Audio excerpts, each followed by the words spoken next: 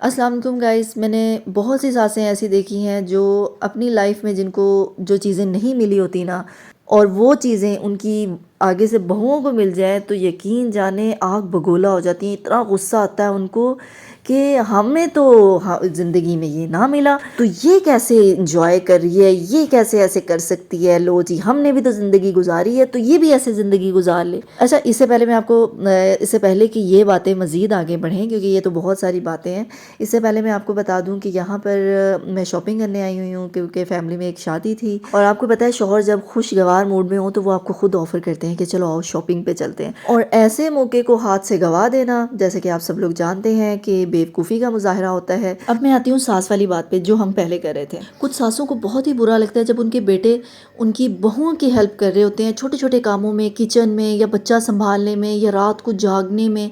अच्छा, और जब इनसे वजह पूछे ना कि आंटी जी आपको बुरा क्यों लग रहा है या क्यों लगता है, तो आगे से एक्सक्यूज़ पता क्या होता है, बेटा अच्छा नहीं लगता, मर्दों को मर्दों वाले काम ही सूट करते हैं, औरतों वाले काम करते हुए थोड़ी अच्छा लगता है। अच्छा, अगर अब यही काम अगर उनका अपना शौहर करता होगा ना तो उनके जो व्यूज़ होंगे इस बारे में वो डिफरेंट होंगे। फिर वो ये बिल्कुल नहीं कहेंगी कि मर्द को सूट नहीं करता, मर्द को मर्दों वाले काम ही सूट करते हैं।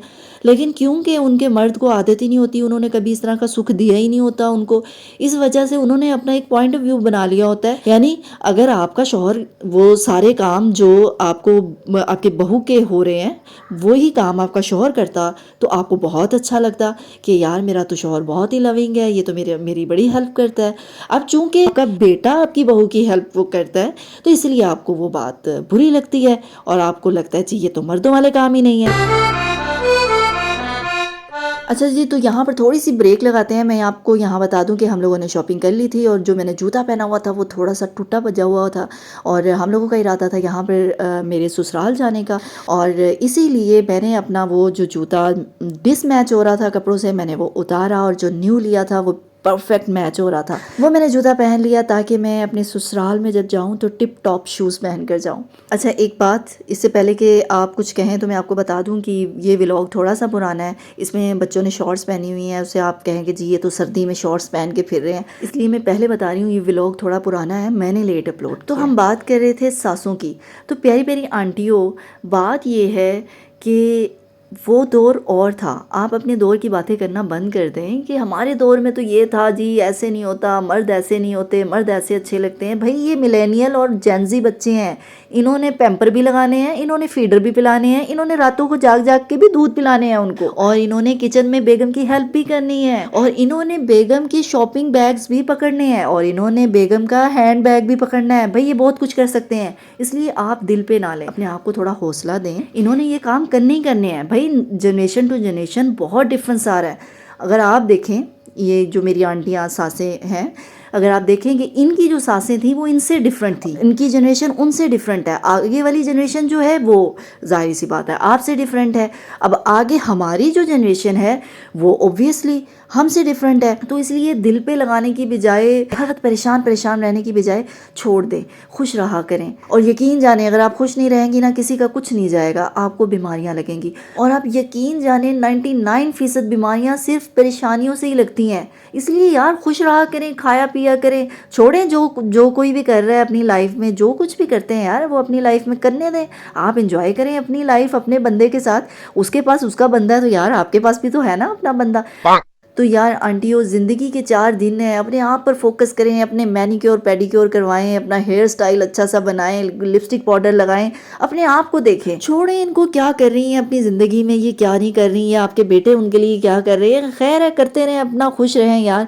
अच्छा, फॉर एग्जांपल अगर उनके आपकी बहू और बेटे में अनबन हो जाती है, रिश्ता टूट जाता है, कोई भी ऐसा मसला होता है, तो आप देखें फिर परेशानी किसको होगी, तब भी आपको ही होगी ना। आपको बेटे के लिए दोबारा रिश्ता ढूंढना पड़ेगा, फिर आपको 100 बातें भी सुननी पड़ेंगी। लो इसने बेटे का रिश्ता तोड़वा दिया, या ये ऐसी थी, या इसका बेटे में मसला है, इसका बेटा ही गंदा था, इसके बेटे ने अपनी बीवी को छोड़ दिया।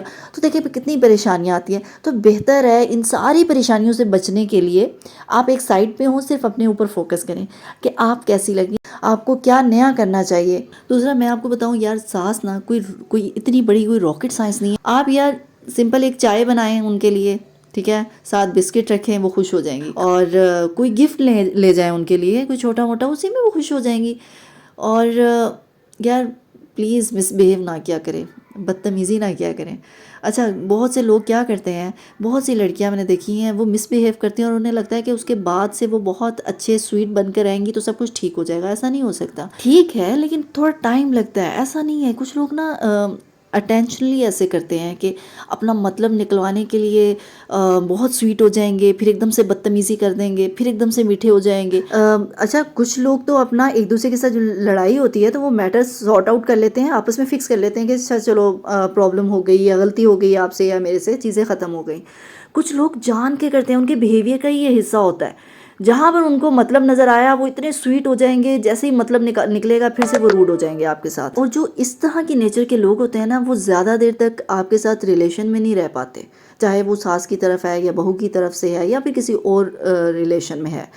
तो क्योंकि एक ना एक दिन ना वो एक्सपोज हो ही जाते हैं और अगला बंदा उन्हें मतलब देना बंद कर ही देता है, तो उसके बाद जो उसकी इज्जत जो है ना वो और ज़्यादा नज़रों में गिर जाती है। और अब आखिरी बात और सबसे अहम बात, खबरदार जो किसी ने मेरी सास के बारे में ये सब कुछ सोचा, वो बिल्कुल ऐसी नहीं है यार। ये मैं एक जनरल बात कर रही थी कि बहुत सारे लोग, बहुत सारी सास आंटियां ऐसा सोचती हैं। अच्छा, यहाँ पर मैंने एक शेर बनाया बच्चों के लिए। मैं बच्चों के साथ कोई ना कोई ऐसी एक्टिविटी करती रहती हूँ उनको बिजी रखने के लिए। ये मैंने कहीं यूट्यूब पे वीडियो देखी थी तो मैंने सोचा, बच्चे भी मेरे साथ ही बैठे हुए थे जब मैंने उनसे स्क्रीन शेयर करी थी, मैंने कहा चलो आओ हम ये बनाते हैं, तो इससे चलो बच्चे थोड़े बिजी भी हो जाएंगे।